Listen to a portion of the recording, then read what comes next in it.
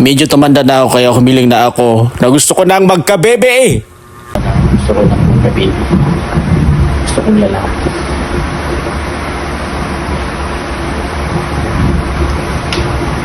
Pili ba?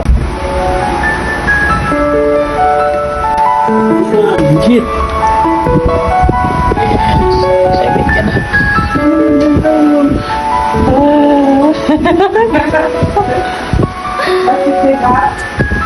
It's a positive.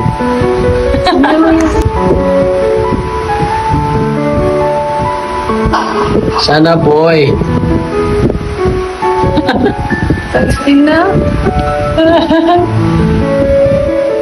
Nanginginig ako. Kakaginig. Huh? Nanginginig ako, baby. Relax. Nanginginig. Pinako. Tinan mo, Duday.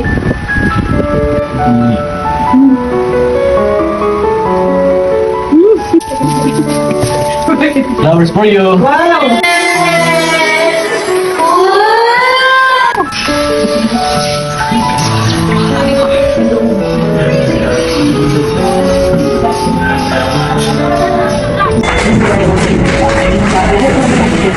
Ito yung time na nagpapa-check up na kami sa line-in. So, chine-check up na namin si Baby James.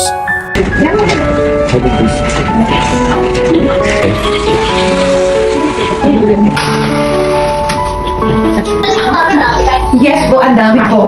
Normal lang, nagtutuwal, nag-ultrasound mo, nag-capture po, Tuesday, alas 11 ng umaga, ha? Tuesday, result na naman.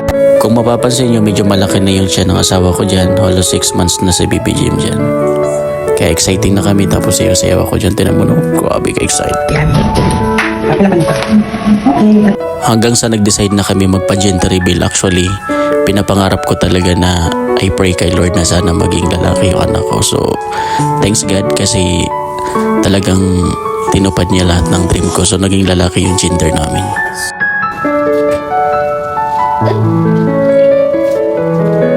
Hanggang sa dumating na nga yung panahon at oras, 9 months na yung siya, naglilibor na dyan yung asawa ko.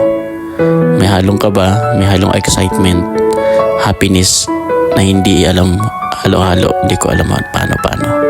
Ang hirap para maging nanay. Guys, it's 2 a.m.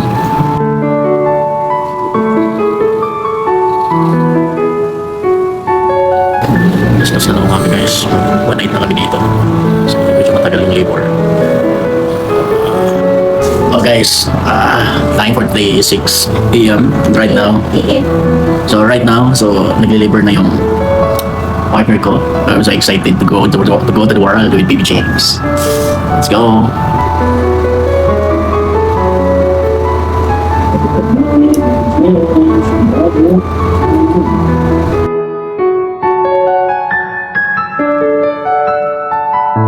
Sa paglilibor ng asawa ko for almost 3 days, grabe yung effort, grabe yung commitment.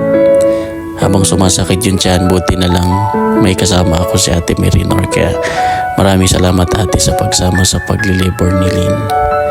Siya naging katuwang namin, puyat, grabe, iyak. Kasama namin yan. Right na. Picture natin pa rin after nakaluya. Mga ilang oras mo ba gusto mo? Sino? Ako? Ako? Ilang mo mo? Eh? Hindi naman eh. Lipat na ito.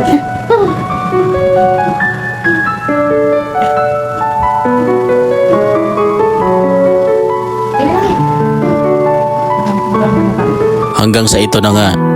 So nag 10 cm na siya for almost 3 days. Grabe.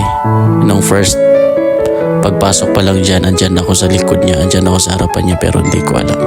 Pero natakot ako kaya lumabas ako. Pumasok na lang ulit ako nung nilabas na si Baby James. Alam mo, isa lang nasabi ko yan. Wala akong ibang nasabi, shit. Thank you Lord.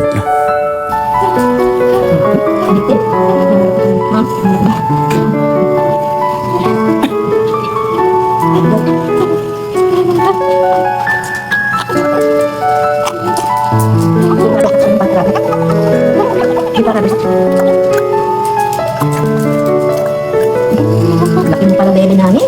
Grabe, magkailan ako tayo eh? Mag-gym, ha? Bigyan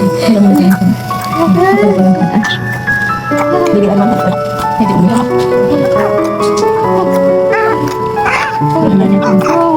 Baka paniwala mo na ilabas kita. Ay, naku ni. Tatlong araw na hindi ako nakakalakad sa'yo, ha? Tingin ka lang mo parang baby na. Ay, baby na kami. Ay, tiga ang ulo. Okay lang, bukas wala na yan. Balik na. So yun na nga, nilabas na si Baby James. Wala ibang ko masabi, kundi maraming salamat. Kaya maraming salamat Drea Line in Clinic. Maraming salamat, thank you so much sa pag-aalaga for 3 days sa amin at sa asawa ko kay Baby James. Nakala namin maging si Is ang panganak ng asawa ko, ba't andyan kayo nagpapalakas ng loob. Maraming salamat Ma'am Drea, thank you so much. At kay Shai at dun sa lalaking kasama niya. God bless you all. That's my story.